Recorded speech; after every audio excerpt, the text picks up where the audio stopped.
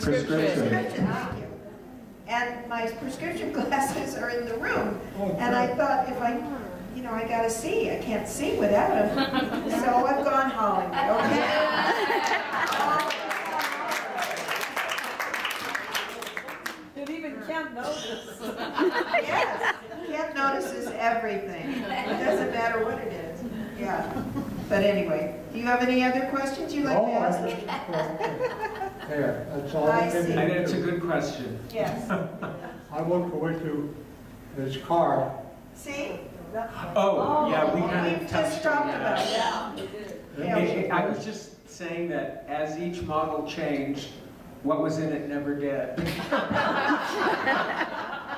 I've been in the car, and at the end of the shoot, I have Tim will take the guys, take back to this rental place. Well, it'd be old milkshakes, pizza, all kinds of stuff in the car. Cost me a fortune to clean the car. That was nice. We all have our quirks. You have to live with them. He directed a movie called, Dream of Hamish Moses. yes, The Dream of That's what Hamish we're talking Moses. about. Yes, that's right. And he, It's about the 10th Cavalry, about the yes, Buffalo that Soldiers. was it, that was it. And that I was remember it. that. Yeah, and he was, It was a weird one. yes, it was. He put blood handprints on this incredible horse. And the owner was there, and he didn't expect that. And it was like, what's he doing as he's loading his leg? Oh, no. It was like, what? I mean, it got so out of hand all of a sudden.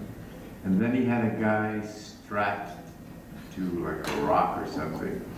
And he put honey, and then the hands work on the guy. And he did all kinds of incredible things that normally you wouldn't see anybody do directing. But he was capable of When it. they do it today, Yes, Dad would be very in vogue today.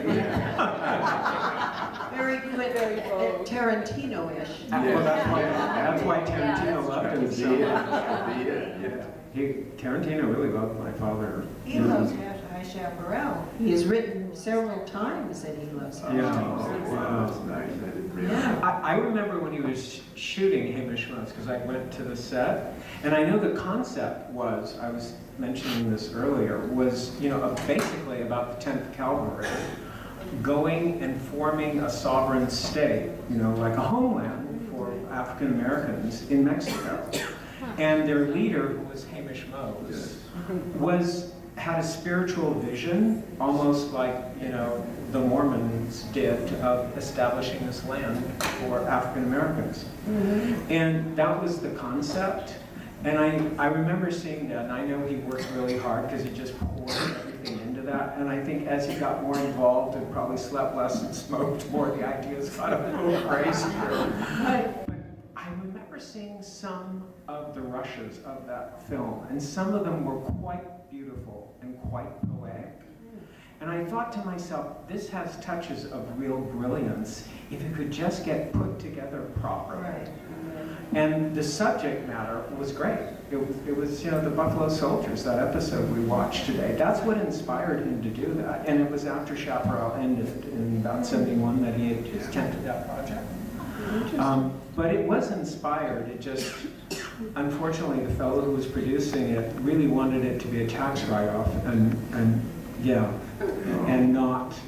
And he poured money into it, but claimed 10 times off his taxes. And so it's sitting somewhere, and different people have tried to put it together. That's right. It would be nice if they did. One little interesting tidbit is they finally put together, my father did a film for Orson Welles called The Other Side of the Wind. I heard of that. It's coming out on Netflix now. No. Isn't that cool? And Yeah. Frank Marshall and Spielberg originally got it and said, this is Orson Welles' last piece. We have to put it together. And it had John Huston, my father. It had an amazing cast. And it is coming out, I think, on Netflix next year. Amazing. So my father's last film will be in Orson Welles, and Orson's last film is coming out in 2018. That's amazing. That's Which is pretty wonderful. cool. Absolutely. Great. Great. We've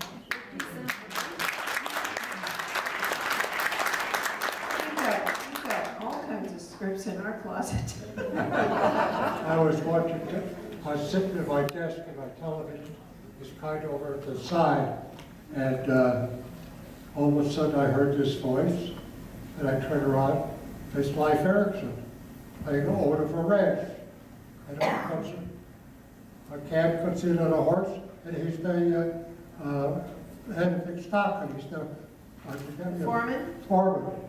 And I can't remember the name of it. It's only about, I don't know how many years ago they did it, but it... But it was before Chaparral. No, it was after. Oh, after? Yeah. Wow. There was Camp and Life back in his seats together. Funny. Yeah. Yeah. Wow. Say it again. Wild Times? Pardon? What was Wild Times? Wild Times. It could be, I don't remember the name of it honestly, so I couldn't say your name. Interesting. Gosh. The two Well- voices came at me again. That's all. Scary, huh? Really scary. Oh, it scared the hell out I of me. know. Ken, I wanted to ask you, I'd never heard before until today that there was possibly going to be a spin-off with Manolito and Buck. Well, Had it ever been talked about at all, or never?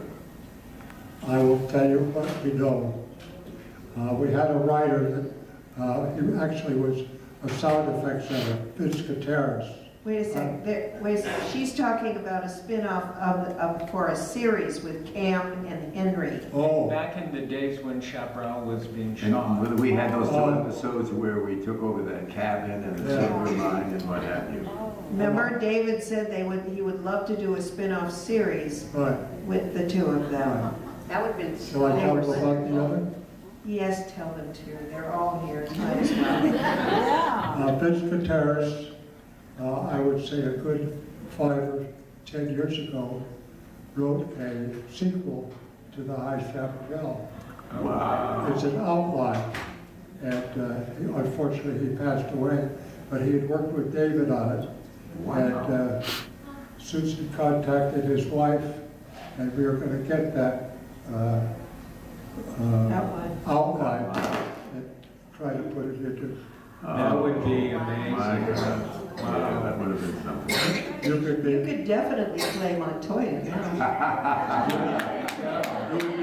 you could be doing I got that down pat. that. You could be doing that. Manolito,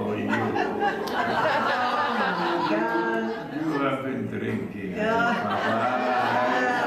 don't drink. Yes, you do. If you are like me, then you do. Oh, gosh. Good times, good times. That's the best time I've ever had in my career was that. Doing that. It's a lot And of the fun. first time on the show, I think I mentioned the other day, I saw Bobby Contreras, who, of course, played Pedro on the show. And I walked on the set, and he was cooking little strips of steak on some charcoal grill. Really? Yeah, and I went, oh, and he offered, and I said, oh, gracias. And I went on, and I didn't realize this was going to go on for 4 more years. He enjoyed cooking, and oh yeah, you guys didn't know that, but he prepared stuff. No, Yeah, he prepared stuff. He put it on those long sticks, and did he have what, like a hibachi with I don't remember. I just know that you'd smell it, and all of a sudden you headed toward his dressing room. It was like when I went to acting school at the Pasadena Playhouse decades ago. There was one Italian young fellow who wanted to be an actor, and he was a part-time chef. His apartment was on the way to my apartment, so that when I passed in the early evenings and I smelled the Italian food cooking, I'd say, "Hey, Pat, que pasa? What's going on? Free dinner. Have you had dinner yet?" "No, I haven't had dinner yet." Funny. Oh, Oh, God. Good time. well, what do you say, Kent? What? Should we wrap this up? Oh. No, I guess not. Susan and I wanted to do the last Q&A, and we would like to know if anybody in the room has a question about anything, so we could answer their questions. Anything. Anything. Well, not anything. Yes. She's got a microphone. I didn't work on High Chaparral, but I worked with Denny Allen on Little House, and Denny Allen was my neighbor. I heard that he didn't make it last night, but he was honored too with the award. Oh, okay, because I didn't come yesterday. But Denny and I were neighbors. And being an animal trainer, I was an animal trainer in the business. I still am. For 49 years I've been doing this. But I had the privilege of working with both Kent and Susan on Little House, and I wanted to talk about the horses. And that was big with me because I was into horses too. Denny did the supplying of the horses on High Chaparral, right? Did you enjoy riding? And did Cam like riding the horses? And what was their relationship with the horses on the show at High Chaparral? But with Cam, when he ever got on a horse, and there were a group of us, he was always first. Yeah, he took off, yeah. He had a wonderful old horse named, I don't know, Paint or Pie, maybe. Prince. Prince. 20-something years old. It was a wonderful, evidently a wonderful horse, and Cam loved it, and he'd have scenes with it, and then you'd hear the horse chewing, and Cam had carrots. This was something, that stuff. Yeah. So it was a pleasure to watch Cam on horseback. He seemed nifty. It would be like watching Kirk Douglas, and there's some actors that do stuff with a horse to make it jump or do something or other, it'll make it a little more exciting. And I don't recall Cam getting into that. Do you? It didn't seem like he... Tell them the story about you and Cam on either side of the horse. Oh, I just did. Oh, Yeah. That's great. There was nothing like a... in his eyes, just looked like that. Cut. That was horrendous, funny. He loved horses. I mean, I have a lot of pictures that he get, whether it was Minnesota Clay, I was talking with Henry about that today, of him on a horse, or you go back to a lot of his earlier cowboy movies, like Garden of Evil. He was constantly riding horses, so he loved them. He really loved them. That's good. Yeah. I can do that. Yeah. But you too, Henry, did you enjoy it too? Did you enjoy riding? Eventually, the first year was a little difficult. I had a horse named Diablo, and it was a little too much horse for me, but then I got my wonderful sleepyhead McAdoo. He could fall asleep while I was doing dialogue. You see him at the beginning of the scene, his head is up, and he's walking gradually going down. Almost swear that I could hear him snoring. I do have a question. I'm curious. Now, I don't know, this may be top secret, but this idea that you have for the new creation, can you give any indication of where the story would go or how? No, I haven't read the outline. Oh, okay. So I know they were working on it, but Fitz passed away. Right. So I know. It's a fascinating idea. Yeah. And I know it was about, I would say 10 or 20 years. After. Later. Right. Wow. So it's kind of like the next generation. Right. Yeah, Wow. definitely. You would come over to the ranch. Right. You look like this part. Oh, we're serious. So we're going to work on it. That's good. Of course, Collier. This question is for Camille and her brother. When you were talking about your father, I saw this picture of him in my head where he's dressed as a Native American in a loincloth, and he's got a golf club in his hand. And I'm wondering if either of you also enjoy golf, and did you go golfing with him? I took up golf a few years ago, and it was also because we used to tag along. He always would take us golfing. Dad would take all his kids sometimes, Yeah. including Buttons. I know a lot of you remember Buttons, and Jono and Katie and us, and he'd rent 2 golf carts.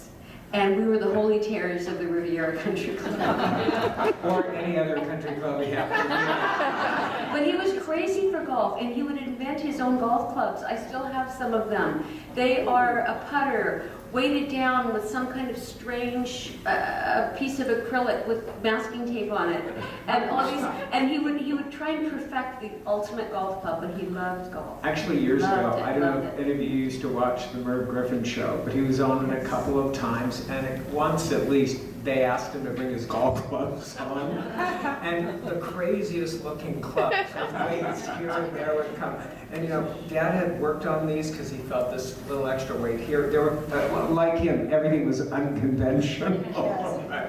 But he loved golf. He really did. Every Sunday morning, a lot of us would go play golf.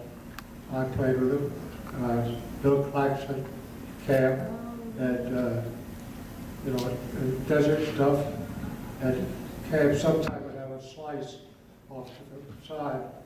And he'd sit there trying to see the ball before he went and got it, because he was afraid of the stakes. Play hide and seek. Oh my God. Can I ask how you both met? Because you've had such a wonderful, you have such a wonderful relationship, and your professional partnership has been so extraordinary. That's true. Yeah, go ahead. I've talked enough. We've been married 34 years, and we've never once had an argument. Wow. Oh, my goodness. We've been agreements, but never an argument.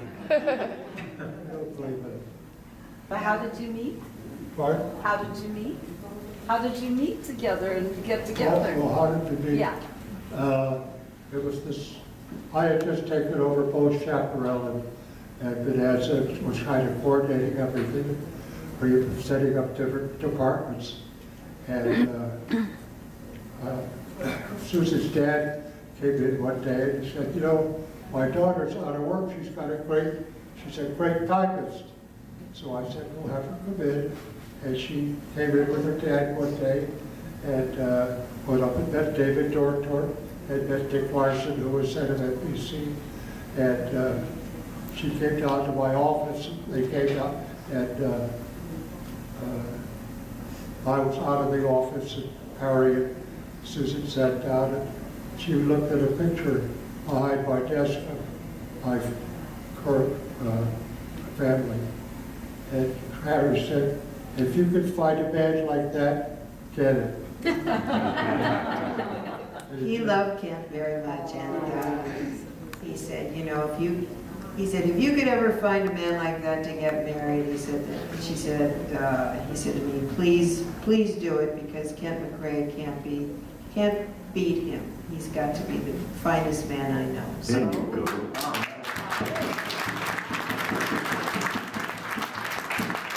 And the rest is history. 34, so much. 34 years. Yeah. So much Of history. course, it took me 16 to have enough courage to ask her to marry me. But he never really asked me to marry him. Oh. No. He never really asked me to marry him. Actually, you've got to read the book to know. Is there time for one more question? What? If I could ask a question? Oh, there's I another just question. didn't want to forget of what I have in mind to ask. Henry, your involvement with the theater and the Playhouse, the Pasadena Playhouse, were you ever able to go back after your success on the High Chaparral and visit the people there, or people that you had known, or maybe some of the directors there, and after your success? And second question, did you ever play anybody chess on the set between takes? Because I know you're an accomplished chess player. I was, but I don't remember playing chess because it takes a little time, and usually between takes, I mean, you could do it, but over a period of time. I'd rather be playing poker with Cam and losing my money. I said the other day, playing with Cam Mitchell was like playing with a kid. He'd say, I'm going to beat you guys with a pair of deuces. And everybody would stay in, and they would all bet. Cam would bet, and then at the end, he'd show the pair of deuces. It was incredible. And then, on occasion, he would say, I can play for real. And then, and the stakes were not high, and he played what I guess would be considered a serious round of poker, and the other people said he played rather well, but he just couldn't take not talking about playing. What he was going to do, he wait until I get you, guy was like, everybody looked at each other and said, we got to stay in. Remember, Kent, when Buttons was on the set, I mentioned that yesterday, I think. You can't win with that hat. Huh? He said, you can't win with that hat. You can't win with that hand, Dad. That's a great story. Yeah. That's a classic. Yeah. A well-trained child. Amazing, amazing. We also played dominoes on the set, mainly because of the wind, and Bobby Hoy had this kind of heavy set pair of domino set. So we would play dominoes for money. Everything was for money. Nothing was free. Oh, Jack Elam was a lot of fun. Oh, Jack Neal, Yeah. a character like you wouldn't believe. We were doing a show, and he came on the set, and he had this big black coat. It's 7 o'clock in the morning. He opened the coat and says, I got a bottle of vodka here, a bottle of scotch, and over here is some other kind of gin. So whenever you want something, I got it right here. And he played poker. Do you all remember Jack Elam? Oh, yeah. Oh, my God. Because when he was younger and thin, he just Yeah. looked ghastly and so cruel, and with that smile and his cockeyed eyes. Well, what a great poker player. Oh, yes, yep. And liar's Liar's poker was. poker. He liked He to play played that liar's up on a hill. You just take out the bills and start to read it off. 6 5s and 3s. Well, Kent too. Remember his phony bills? Yes. What are the phony bills? They were not phony. Yes, they were. Well, they may be real, but they were you collected them and you kept. I had 4 $1 bills that had one number older. Oh my God. So I would let him kind of get it, I would poop. I think it was 7 numbers or something like that. But I remember after a while, he said to you, oh, McCrae, you got out one of those bills. Do you remember? Who was it? Who was it who caught you? Jack. Oh, Jack. Oh, yes. Yeah, that would be him. He lived in Oregon, and lots of times he had to come down to LA, but it would take him days, because he would go this way to this hotel, because he knew they could play poker that night, and they'd go this way. He had all hotels mapped out from Oregon to LA. So one night, every night, they were going to play poker someplace. And his wife was very quiet, and Jack is telling jokes, and you got involved with Jack's jokes and stories. His wife is down here winning all the money. Oh, she was a good poker player also. Henry, can I ask you a question? Go ahead. Is it okay, Susan? Of course. I know that Leith Erickson was super tall, Yeah. and I know that Dad loved to kind of bump up his shoes. Yes, he did. His eye level changed. He had 5-inch lifts sometimes. He had the Allen Ladd lifts. And one time, everybody was running out of the bunkhouse to get aboard their horses. And yes, this was happening. Cam couldn't get on his horse because of the boots. He called time out, and he was back wearing some moccasin kind of black boots. You know, I would say that photograph that is on the program, if you look closely, you see life when life was tall, right? Oh, Yeah. But I see Dad and you both kind of, who's going to be tall right here, right? Exactly, oh, yeah, yeah. Remember the guest stars who were trying to compete with how low they could talk Oh, yes. next to life. Yeah. And life got lower and lower, and the Yep, guest yep, star yep. got lower and lower. There was one actor, I forgot his name, he came on the set of Bonanza, and he started to talk, and according to what the story was, Lauren Green disappeared from the set that particular morning when the guy was there. He was a fabulous black actor. He played Othello. I played Iago opposite him. It wasn't Roscoe Lee Brown, was it? No. This was a tall, dynamic. James Earl Jones? No. There's another fellow who was. But he's great. Yeah, he did Othello as well. William Marshall. William Marshall was incredible, and I remember playing Iago, and I had only 6 days to memorize what was called the largest part in Shakespeare. And of course I had to cut a lot of the dialogue, but as I'm going out, he's in his beautiful white robes, and I had to use part of the book. And it's just as we're about to leave, he says, I'm gonna get you a Puerto Rican ass when we get out there. I flustered and the book was in my hand. I remember saying stuff like, nay, my lord, no. And he's, no, Iago, oh, God, I don't know, my father's not, is he here? No. Anyway, we've done the show with Bob Lansing in Tucson. Oh, okay. And, so Bobby Hoyt talked to Lansing, and he stayed over about 3 days after his show was through. And so they come out, and Lansing rides up on a horse to talk to Life. And he said, you know, because I've been a marshal in Cuba, and I said, I've got to go away now, and I'd like to know if you had any recommendations that someone could take my place in Cuba. And Life said, yeah, well, I think Sam Butler would be good for that job. And the poor guy was going like this. He says, I'm going to be written out of the sea for 6 months. And it was all a gag. Scared the hell out of Kyle. There were a lot of funny things that happened in Tucson. I don't know. You told them the story about the tea? Yeah, Joanna Moore. Oh, yeah. Yeah, we talked about that. And we talked about how Cam really was crazy about her too. Yeah. Yeah. Yeah. But there were some funny things. Funny things. There was never any dull moment.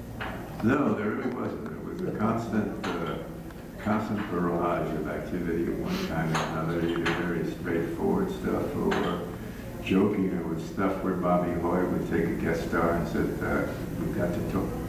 Can't talk now. And then the guest star would go away, and then the next day Bobby Hoyt would say, we got to talk, or something that you can't talk now.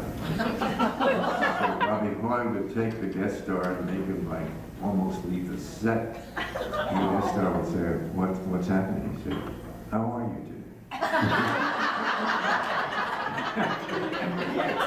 He was always involved in some kind of little activity that was surreptitious, and it was good. It was good. It kept everybody loose on the set all the time. And he and Collier together were a wonderful team. Yeah, absolutely. Yeah. We were shooting on Highway to Heaven, and one of the drivers got a part in the show. So he came out the location, and we had a big sign on an empty dump. We said, that's your dressing room.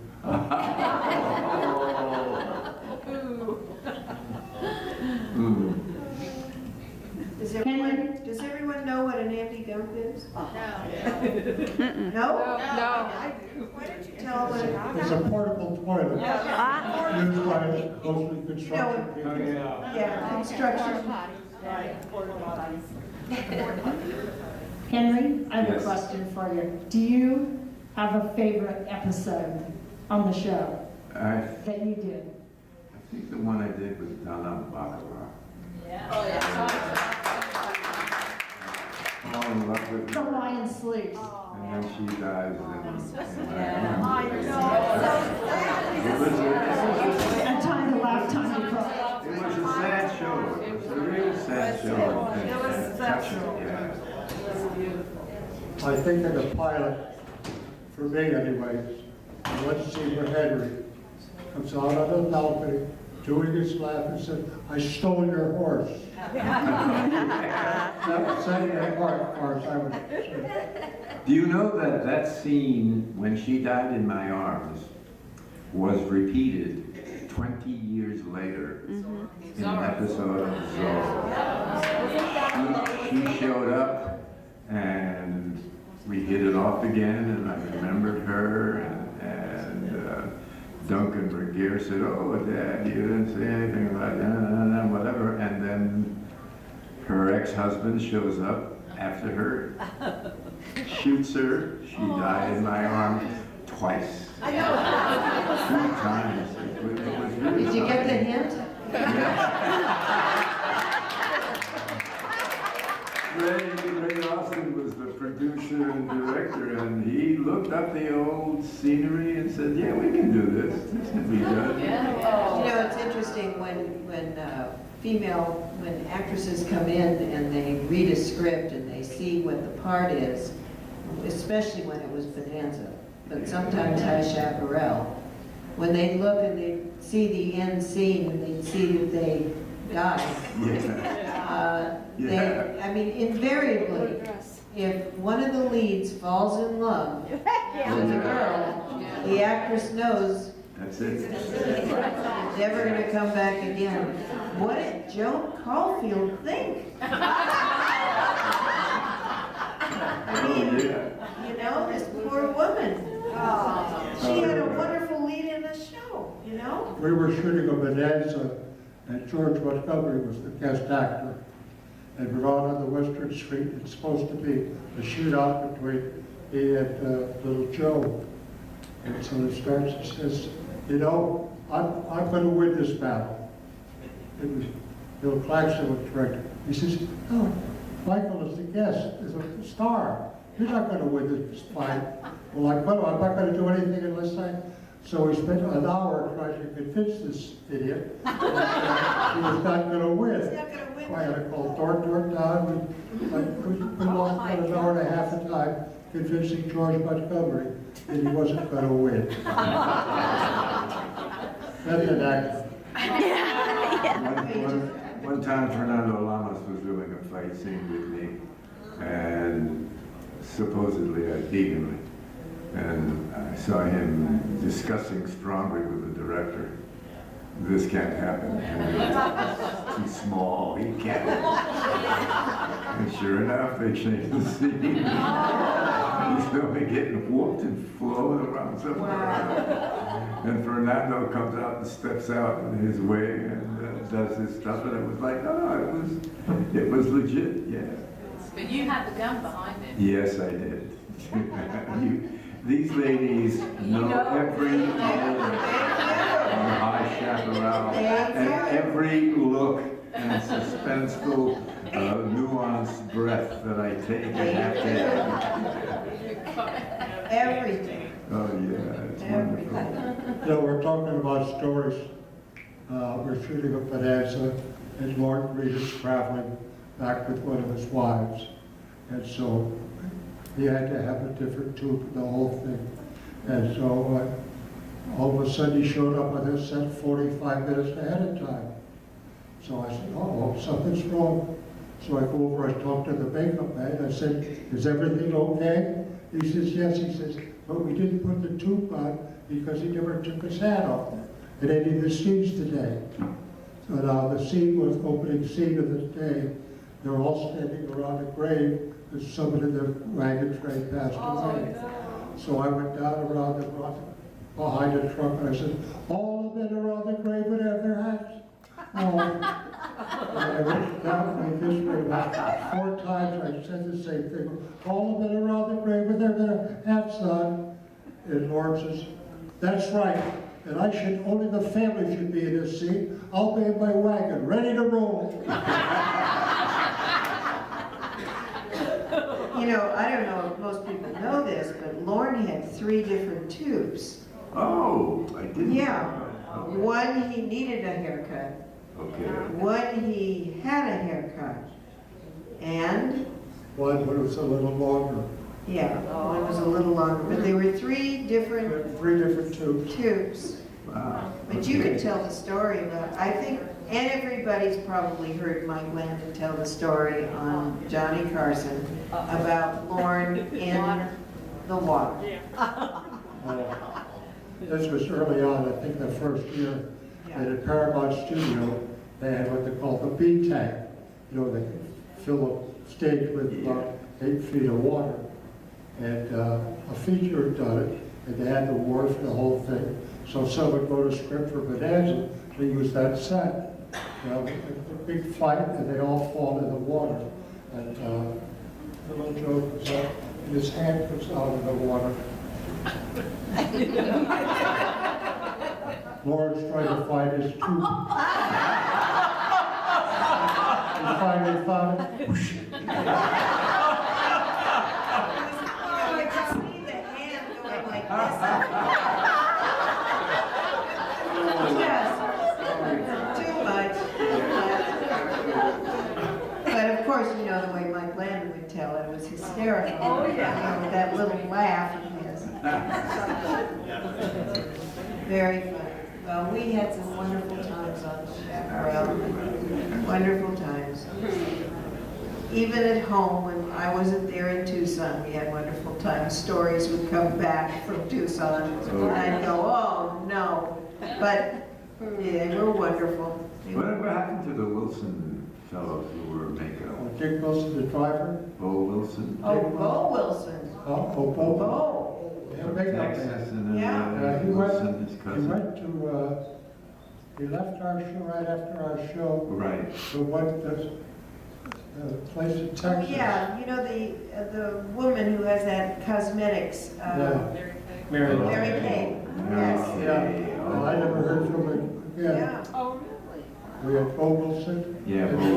Bo, And then there was a cousin, right? Or no, I don't think they were related. another? But I remember another- Glenita Deneen, Yes, Yeah. yeah. wardrobe.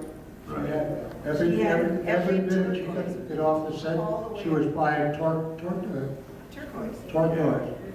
She got big necklaces, she said, all the way up the arm. Tons.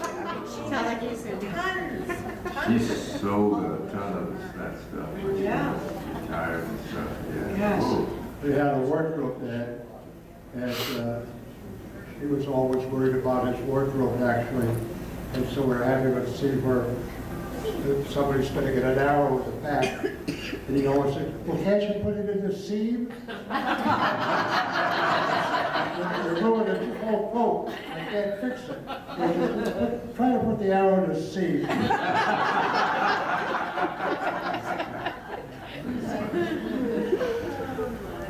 Well, here we are. Here we are. yeah, years late. And still the enjoying. greatest 2 days I could ever want to have happen. Aw. Yep, yep.